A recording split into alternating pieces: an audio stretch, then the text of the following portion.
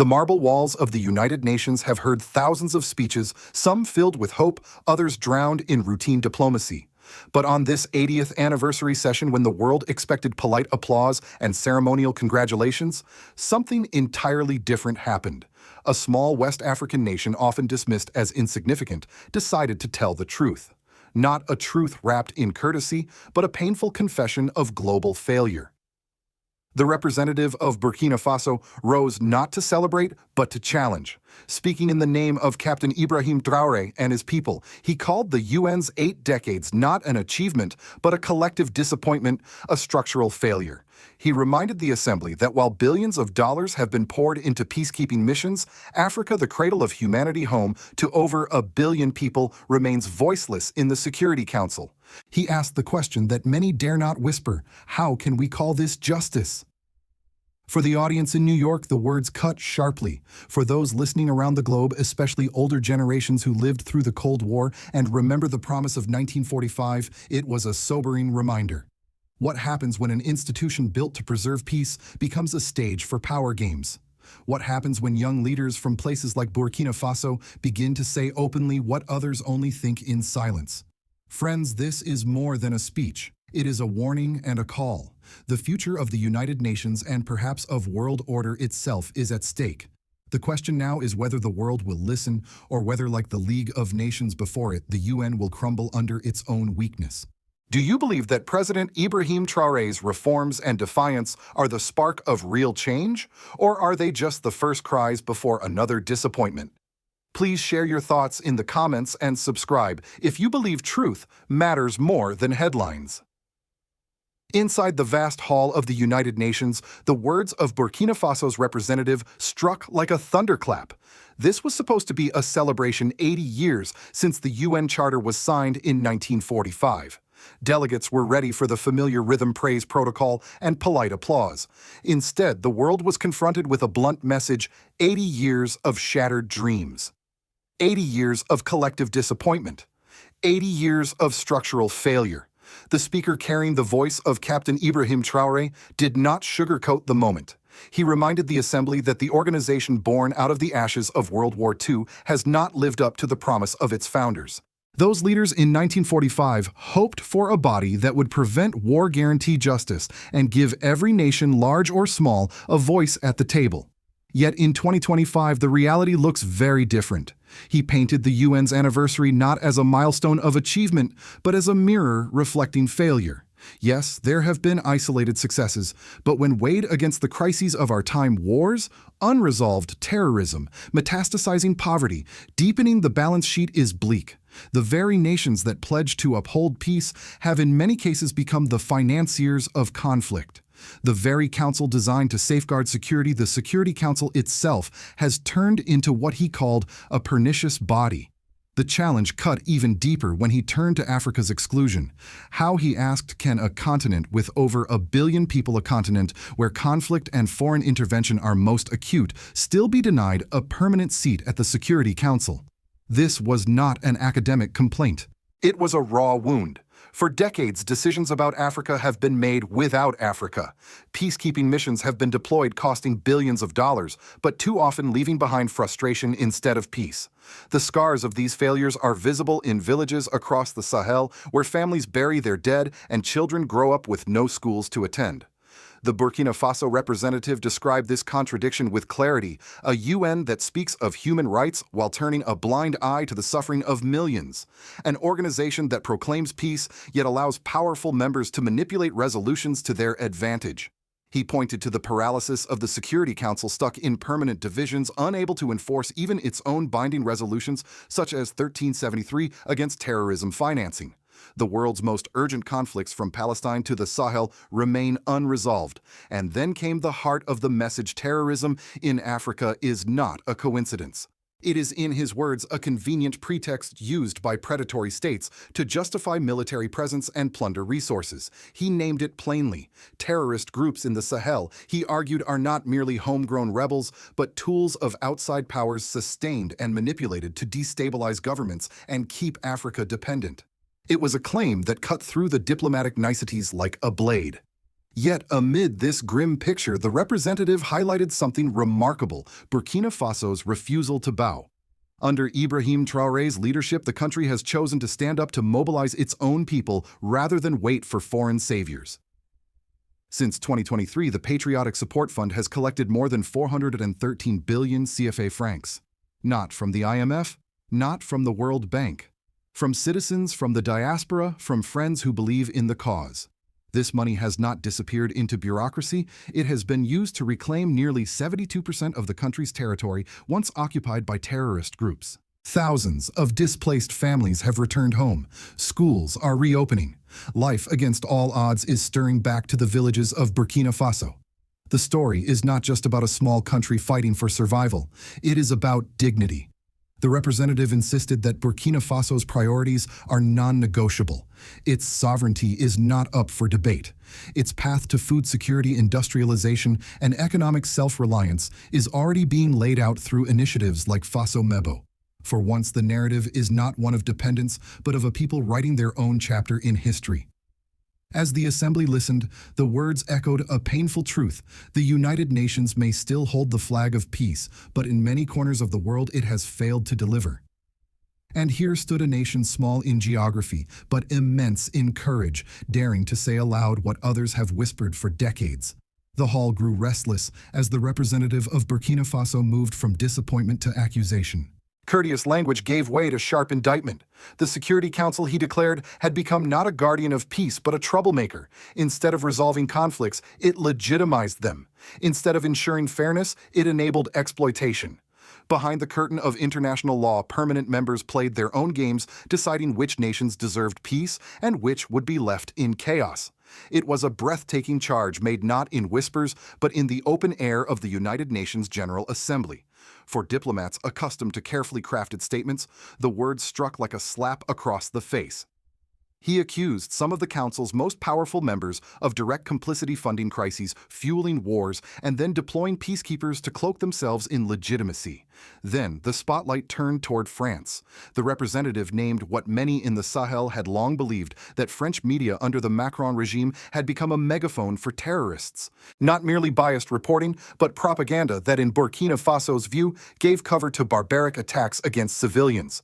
To accuse a permanent member of the Security Council in such terms was no small gesture. It was a moment of defiance that crackled with historic resonance. The charge did not stop there. He reminded the Assembly of Burkina Faso's unanswered appeal submitted on August 25, 2024 by the Sahel Confederation of States requesting a Security Council response. That request had been met with silence. Silence, he argued, that spoke volumes. Silence that suggested not neglect, but tacit approval. How else to interpret the inaction when binding resolutions like 1373 meant to suppress terrorist financing and strengthen borders were openly ignored? The crescendo rose higher. Terrorism, he said, was being instrumentalized as a weapon of geopolitics, a mask behind which predators plundered Africa's gold, uranium, and cotton. For the people of Burkina Faso, the cost was measured not in abstract debates, but in blood, in displaced families, in the graves of soldiers and civilians alike. But amid this storm of accusations came a declaration of resilience. Burkina Faso, Mali, and Niger, he announced, had joined hands. Together, they had formed the Confederation of Sahel States AES. It was not a retreat into isolation, but a rebirth of sovereignty. For decades, outsiders had dictated terms using these nations as arenas for proxy wars and extraction. No longer. The East was a shield and a promise that Africans would determine their own future. This confederation was framed not just as a political alliance, but as a continuation of history. The names of Thomas Sankara, Patrice Lumumba, Kwame Nkrumah were invoked figures who once carried the torch of African liberation. Now, a new generation of leaders, led in part by Captain Ibrahim Traoré, was taking up that torch again. Only struggle liberates, the representative reminded the hall, echoing the fiery spirit of the 1983 revolution in Burkina Faso. Reactions rippled across the assembly. Some delegates shifted, uncomfortably bound by alliances they could not easily disavow. Others nodded silently, recognizing their own frustrations in the words spoken. For smaller nations long sidelined, the speech was more than defiance, it was vindication. Even beyond Africa, the message resonated. Venezuela was named as a brother in the struggle enduring sanctions and isolation with dignity. Cuba, Nicaragua, Russia, countries punished by embargoes, were invoked as proof that global injustice was not confined to one continent. This was not simply Burkina Faso speaking. It was the voice of the global South rising against a system designed to keep them down. By the time the representative called on Secretary General Antonio Guterres to seize this excellent opportunity to enact deep reform, the hall was no longer just listening. It was holding its breath. The accusation had been made, the alliance announced the historical line drawn. The message was clear: reform or risk irrelevance. And in that moment, the small nation of Burkina Faso had turned a ceremonial anniversary into a battlefield of words, a confrontation between the powerless and the powerful. It was the climax of the speech, a defiance that demanded reaction not only from the UN, but from the world watching. For ordinary families in Burkina Faso, the consequences of this struggle are not measured in speeches or diplomatic sparring. They are measured in daily survival. Terrorist violence fed by outside interference forced millions from their homes, villages emptied, schools closed, farmers abandoned their fields, and children were raised in camps, their futures uncertain. For nearly a decade, this was the grim reality, a nation under siege. Yet under the leadership of Captain Ibrahim Traoré, something began to shift. The Patriotic Support Fund created in 2023 became more than an account, it became a symbol. Contributions flowed not from foreign lenders, but from Burkina Faso citizens themselves, from the diaspora, from neighbors and friends abroad. Over 413 billion CFA francs were gathered, a staggering amount for a country often portrayed as poor. To every contributor, this was not charity, but investment in their own survival, their own dignity. The impact has been tangible. Nearly 72% of the nation's territory, once under the shadow of terrorist groups, has been reclaimed. Families that once fled are returning. Classrooms are reopening, and the laughter of children is once again heard where silence and fear once reigned. Health centers are slowly resuming their work. The symbolism is profound. A people long considered dependent, proving they could stand on their own feet. But the human cost remains heavy. Thousands of soldiers and volunteers, ordinary men and women, have fallen in the fight. In his UN address, the Burkina Faso representative paid tribute to them, calling them martyrs of sovereignty. Their sacrifice underscores that freedom is never free and that rebuilding requires more than policies. It demands lives offered on the altar of survival. Politically, the speech laid bare a new reality.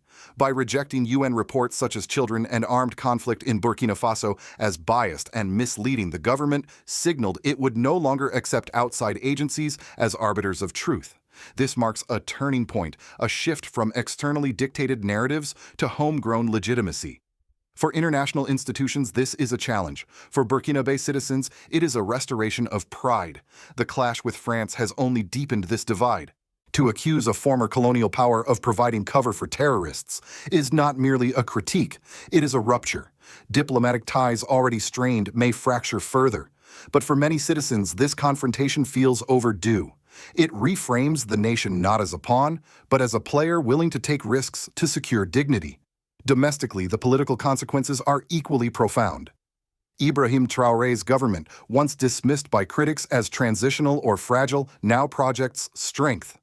By tying legitimacy not to external approval, but to popular mobilization through the Patriotic Fund, through the recovery of land, through food sovereignty programs, his leadership taps into a deeper reservoir of trust. It tells citizens your sacrifice builds the nation, not foreign aid. Still, challenges remain. The humanitarian crisis is far from over. Thousands remain displaced, and the economy, though slowly recovering, carries scars of years of dependency. But the new direction is clear: sovereignty before compromise, resilience before submission. The civil and political outcomes intertwine. On one side, villages rediscovering normal life; on the other, a government redefining its posture in the world. Together they form a message that echoes far beyond Burkina Faso's borders, that dignity once reclaimed is a force more powerful than armies. For the United States, the speech from Burkina Faso was more than a regional statement. It was a warning shot across the architecture of global power. American policymakers have long viewed the United Nations as an imperfect but necessary arena where their influence remains strong. Yet here was a small nation speaking on behalf of millions in Africa, declaring that the very body America relies upon is failing, even decaying. The comparison to the League of Nations, which collapsed in irrelevance before World War II, could not have been more pointed. For many in Washington, this message will be troubling. It suggests that the credibility of the UN, a pillar of U.S. foreign policy since 1945, is eroding not because of enemies, but because of disillusioned partners. If African nations representing over 1 billion people believe the Security Council is a pernicious body, how long can America claim the mantle of global leadership through this institution? The question is no longer rhetorical, it is strategic. From the perspective of ordinary Americans, especially older generations who remember the Cold War, this echoes a familiar fear: what happens when alliances fray, when institutions crack, and when new powers step in. In the Sahel, Russia and China are already filling vacuums left by waning Western trust. The speech did not name the United States directly, but the implications are clear. If America continues to treat Africa as a peripheral concern, it risks losing influence not just in one region, but across an entire continent, pivoting towards self-reliance and alternative partners. Globally, the reaction is equally layered. For nations under sanctions, Venezuela, Cuba, Nicaragua, and even Russia, the words from Burkina Faso sounded like solidarity. At the UN, where diplomatic language often obscures reality, the bluntness of the Sahel states was a breath of defiance. It gave smaller nations permission to say openly what they have long whispered: that the system favors the powerful, punishes the weak, and disguises exploitation under the language of peace. In Europe, the speech struck nerves. France, explicitly accused of using its media as a mouthpiece for terrorists, now faces not only political embarrassment, but a moral indictment. For the European Union, which often prides itself on being a broker of peace, the challenge is sharp. Will it continue to side with former colonial powers, or will it acknowledge the legitimacy of African grievances? The broader global South is watching closely. In Latin America, Asia, and the Middle East, leaders who have grown weary of Western lectures see in the Confederation of Sahel States a prototype: small nations combining strength to resist external pressure. It is a reminder that sovereignty, once considered outdated in a globalized world, is making a comeback as the rallying cry of the 21st century. For the world order, the stakes are high. If the UN does not reform, if Africa remains excluded from permanent decision-making, the very legitimacy of the institution will be questioned. And in a time when geopolitical tensions are rising, with wars in Europe, crises in the Middle East, and digital revolutions reshaping economies, legitimacy is the currency most needed. In the end, the speech was not just about Burkina Faso. It was about whether the world will choose justice over convenience, reform over decay, and equality over hierarchy. For America, the choice is stark: engage with Africa as a partner, or watch as new alliances rewrite the rules without it. 80 years after the signing of the UN Charter, Burkina Faso's words echo as both an indictment and a plea. The representatives stood in New York not to celebrate, but to warn: the very institution built to safeguard peace risks collapsing under its own contradictions. If the Security Council cannot reform, if Africa's billion voices remain excluded, if terrorism continues to be weaponized as a mask for resource plunder, then the UN may follow the path of the League of Nations, remembered not for its triumphs, but for its irrelevance. This is more than rhetoric. The consequences are already visible. In Burkina Faso, villages once emptied by violence are slowly filling with life again. Families return, schools reopen, crops are planted.